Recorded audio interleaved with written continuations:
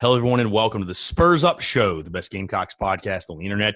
Today is Tuesday, February the 4th, 2020. On today's show, I continue along with the position unit previews as we get closer and closer to opening day. I'll talk about the Gamecocks outfielders today, including the key losses, who's back, who has the most to prove, the best overall, give my overall grade for the unit, and much, much more. Also, some news and notes to get into, including Justin Minaya's health, an update on a 2021 three-star prospect, and much, much more. Before we get into everything, this is a podcast brought to you by our friends over at Ag South Farm Credit. Guys, most lenders don't understand land financing. Ag South Farm Credit specializes in land financing and has been doing it for over 100 years. They make loans for small and large acreage, hunting property, timberland, farm and pasture land, even home mortgages and construction. They have a ton of great benefits, including long-term fixed-rate financing for 20 years, down payments as low as 15%. They have competitive rates, and they pay an average of 25% of the interest back every year as what they call patronage. So they're cooperative, so they share in their profits with their member borrowers. So, guys, on a $300,000 loan at 6.5% for 20 years, you would get back $2,770 each year. They have an experienced lending staff that knows land and knows how to finance it. Guys, whenever you're making a big-time life decision like this, whether you're buying a car, you're buying your first house, you're buying your dream house, you're buying a plot of land, whatever it may be, you want to make sure you have the correct support system around you, the right people in your corner. They're going to take care of you. They're going to make the process super simple and super easy. Well, Ag South Farm Credit is that lender. They're going to be there for you every single step of the way, answer all your questions, and again, really alleviate the pressure and the stress that comes along with stuff that, again, like buying land, buying your first home, buying your dream home, getting a mortgage in general. Ag South Farm Credit is that lender who's going to help you out. One of the questions they get asked most often, why are land loan rates higher than mortgages? So rates will be higher on land loans because they have higher risk than home mortgages. So variables like land quality, accessibility, location, if it has amenities or not, that can make the land more or less risky to lend on. Also, obviously, the better your financial situation, the better your rate is going to be. So if you want any more information on land loans, give them a call, 844-AG-SOUTH, or visit their website, agsouthfc.com/TSUS. That's AGSOUTHFC.com/TSUS. Ag South is an equal housing lender, NMLS 619788. So again, their website, agsouthfc.com/TSUS, or give them a call, 844-AG-SOUTH, and tell them Chris from the Spurs Up Show sent you. All right, let's get into it.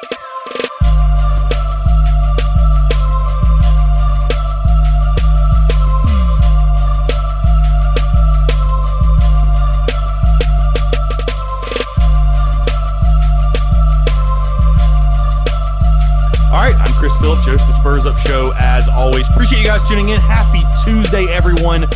We are another day closer to opening day, guys. 10 days until first pitch at Founders Park. 10 days until opening day. I'm extremely excited, if you cannot tell. And we're going to spend the majority of this show talking about baseball as I continue to break down the position units for Gamecocks baseball in 2020. Today's position, we're talking outfielders. Yes, talking to Gamecocks outfielders. We're jumping right into it. When you talk about the key losses for this unit, you cannot start anywhere else without number 5, Mr. Clutch himself, Mr. Gamecock himself, and that is Somerville's very own TJ Hopkins. TJ Hopkins, the big loss. The other losses you have is TJ, Jacob Olsen, and Ian Jenkins. Those are the big 3, but TJ Hopkins obviously leading that list of guys. You think about just what he did for South Carolina baseball during his 4-year career and just the type of impact he had to the Gamecocks. So many big moments, so many big plays. A year ago for South Carolina, and really throughout his entire career, when you take a look at the body of work. Last year, hit 285 for the Gamecocks, 11 home runs, 42 RBIs.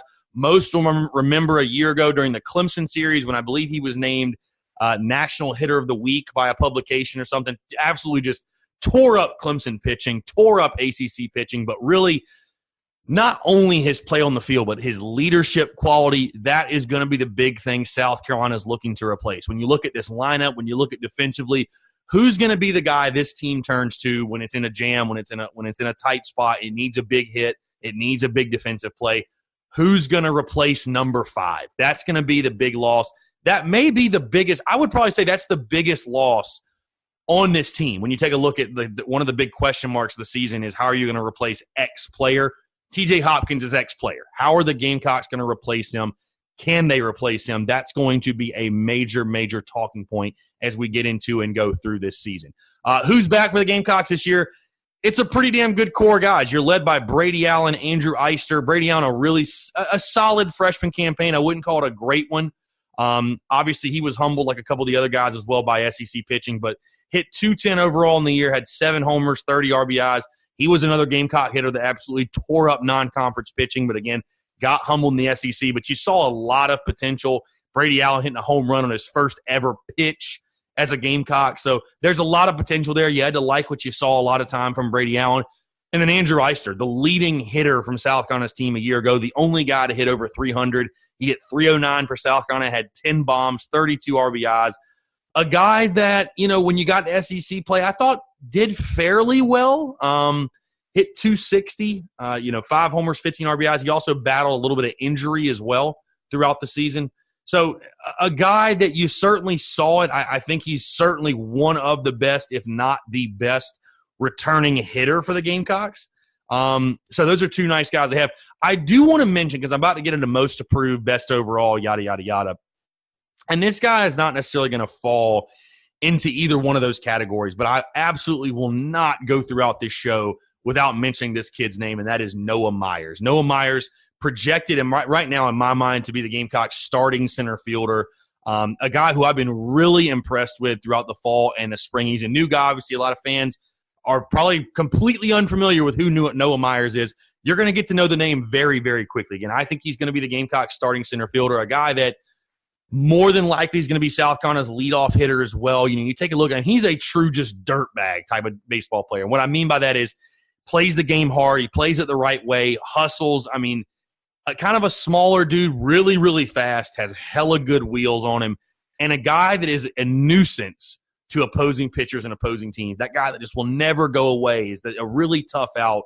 He's always putting together good at-bats. Again, we'll see if he can translate it over from these scrimmages into SEC baseball. But Noah Myers is a guy I had to touch on as someone Gamecock fans become familiar with that name, because he's going to be your starting center fielder on day one, I think, throughout this season.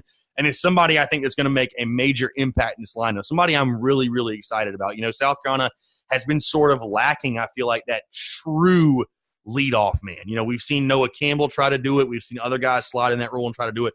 But the Gamecocks, it seems like for a while, have really been lacking that true leadoff guy, that guy who's a tough out every single time up, a guy who can really use his legs, hit 250 with his legs, as they say. I think Noah Myers is that guy, also really, really good in the field, uses his speed defensively as well. So Noah Myers, again, guys, keep an eye on him. I'm very, very excited for what Noah Myers can do for this ball club. Moving into the most to prove. Who has the most to prove amongst the outfielders? I think it is Brady Allen. When you take a look at him, again, finished the season hitting 210. I know he was a true freshman, had a solid true freshman campaign, don't get me wrong, but a guy that you take a look at SEC play, he hit 146 in the SEC. Hit 146 in the SEC, guys. 3 homers, 8 RBIs. Struggled against upper echelon pitching. To me, he's got to have a big year for South Carolina. There's a couple of guys. Well, there's really a lot of guys, but there's a few select guys that come to mind for me as guys that really need to take that jump this year. Take that next jump and be the dude, be one of the dudes, if that makes sense. Brady Allen, to me, is that guy. He's got the potential. He's got the game. There's no question in my mind. Watching him throughout the fall and now currently the spring, he looks good, looks comfortable. I wouldn't say anything has really jumped out to me necessarily, although in yesterday's scrimmage, he did hit an absolute bomb off of the batter's eye in dead center field, by the way. So that is something. He's definitely got some pop. The kid's got pop. Outside of that, nothing he's a very consistent player. I feel like you pretty much know what you're going to get out of him. He needs to take that next step, though, as far as being able to handle SEC pitching. I thought he got a little long at times last year. Thought his swing, thought his bat got a little long, lagging through the zone, and it's going to be very hard to hit guys like Emerson Hancock and Rocker and these other dudes throwing 97, 98 when you're long in your swing. So he's a guy that's put on a ton of good weight. Fans that haven't seen Brady Allen since last year, you're going to be like, who is this dude? Like, what did he take in the offseason? He's filled out really, really nicely. He's jacked. I mean, the dude's buff. I mean, he looks good. No homo. He looks good, though. Dude looks good. But Brady Allen, though, to me, is a guy that has a lot to prove. He needs to be that guy for South Carolina, or one of those guys for South Carolina. He needs to step up, take that next step. Can he do it, especially against the top-level SEC pitching that he's going to face? The best overall, already talked about him earlier, the leading hitter for South Carolina from a year ago, but that's going to be Andrew Eister. Eister, another guy who in yesterday's scrimmage had an absolute bomb off the center field at batter's eye as well. A guy that is, again, very consistent out there. A guy, you know what you're going to get. He looks to have really come along. I've heard a lot of good things as far as looks really good in the cage. And as far as the scrimmages, I mean, he looks good to me. A guy that really carries himself as a veteran player. He's going to be one of the veteran guys on this team. And he needs to be that leader, not just on the field, but off the field as well. But to me, no doubt, Andrew Eister, best overall. I think 100%. You look at him last year again, he hit 309, only hitting 260 in conference. I think he's a guy that can bump that up to 280, 290. And I really think he's a guy that can hit 330, 340. And without a doubt, I mean, he hit double-digit homers last year. I think he'd get up to 15 home runs this year. I really do. I think he could be that type of guy for you. He could be that type of slugger. So I'm really excited what Andrew Eister is going to do this year, and I definitely think he's the best overall outfielder the Gamecocks have right now. The season will be successful if you can find that clutch guy. Like I talked about, the biggest loss on this team coming into this season is TJ Hopkins. How are you going to replace TJ Hopkins? And not just his talent or anything like that, but what he provided to your team as far as being a spark. Coming up, TJ was a guy that thrived on that big moment. He loved that big moment. He grew up a Gamecock fan. He loved being in that big moment for the Gamecocks. Who's going to be that guy? Is it Eister? Is it Allen? Is it a Noah Myers? Is he kind of the guy? Which one of those guys is it somebody else I'm not even talking about, So I'll be very interested to see who that guy is going to be. Because, again, I don't think that's something you can tell in scrimmages. I know you can't. You can't tell that in scrimmages. You can't tell that in practice. You got to see that. You really probably can't even tell that in non-conference. We're going to have to wait and see and just who steps up in the big moments. Who steps up in the big moments when the lights are on? Who wants it? Who wants the pressure? Who wants to be the guy that has the ball hit to him? Who wants to be the guy at the plate with a runner on third and 2 outs and your team's down by 1 or tied or whatever it is? Who wants to be that guy? I think South Carolina's got guys that can be that guy, but somebody's going to have to step up and take over that role, if you will. The overall grade for me, listen, I like the Gamecocks outfielders. I do. I'm projecting right now the starting outfield is going to be Brady Allen in left, Brady Allen in left, Noah Myers in center, Andrew Eister in right. I think that's, and you can flip the corner guys, but I like the outfield. I really, really like the starting outfield, especially. I'm going to give the overall grade a B+, not giving it an A quite yet, just because Noah Myers is an unproven commodity, but I was damn close to giving this unit an A-. I do like the outfield a lot for South Carolina this year. Again, with Eister, with Allen both returning. And then again, I think Gamecock fans, you're listening to this right now, get familiar. There's a couple of guys on this team I could say this about as well, by the way, and I've said it on social media if you guys followed, but get familiar with the name Noah Myers. Get familiar with him. I'm telling you, get familiar with him. This dude is going to be a nuisance for SEC pitchers. He's going to be the most annoying. There are those guys you face as a pitcher that you just hate facing them because they're going to foul off a ton of pitches and they don't swing at anything bad, and they just, when they put the ball in play, it seems like they, especially when you have the type of speed that Myers has, it's a headache. Noah Myers is going to be a headache for a lot of teams, and that's a great thing to hear if you're a South Carolina fan. So again, B+, the overall grade for the outfielders. Really, really excited for this unit. All right, let's get into the news and notes really quickly. Got a couple things to touch on, including some big news from Monday. Justin Minaya's status was updated by Frank Martin. Apparently, he is going to need surgery to prepare his thumb. They did not say how long he'd be out for. All we really know is he's going to be out for the near future. But when you've got an injury that needs surgery, it's hard for me to think. I mean, there's 10 SEC games left. If he plays half of them, I'll be pretty impressed. It sucks because Minaya was playing his best basketball. I think a guy that was really coming on strong, obviously making a big impact for South Carolina. And then a guy that just battled injury before. I mean, had to miss all of last season with an injury. And now it happens again with his thumb. So, you hope it's something he's going to recover really quickly. Again, Frank Martin did not give a timetable for his return. I'm sure that's something where he's got to have surgery and then they'll kind of have a better idea. But just sucks. I mean, it sucks for Minaya to be out. I'll say this, though. The Gamecocks have fortunately been developing their depth. So this is a little bit of a deeper team. People were asking, well, who's going to replace him? Who's going to fill the role? I mean, you've got Bolden. Obviously, Kuznar's doing what he's doing. Lawson's doing what he's doing. Trey Hannibal, a guy I'd love to see Trey play more. I mean, honestly, screw it. Let Trey play more. I mean, Trey, the human highlight reel, man, the Energizer Bunny. I mean, he's an electric factory when he's out there. Let Trey play more. So I think you definitely have options to replace him, but it's just, it's unfortunate because Justin Minaya was playing some damn good basketball.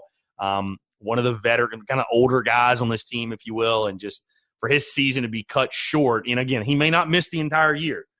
But when you're having surgery on a thumb, I'm not skeptical he's going to play much, if at all, the rest of this season, which sucks, which absolutely sucks. So, yeah, wish Minaya nothing but a speedy recovery. Also, Gamecocks make top 5 for 2021 three-star linebacker Reneria Dilworth, kid out of North Carolina. Just want to give you guys an update on that as well. National Signing Day tomorrow. We'll have all that coverage on National Signing Day. I'm very, very excited about that. Obviously, the big thing we're all going to be focusing on, Jordan Birch at 1 o'clock, signing, making it official. Is it going to be South Carolina? Is he going to flip? I think it's going to be South Carolina, just for the record.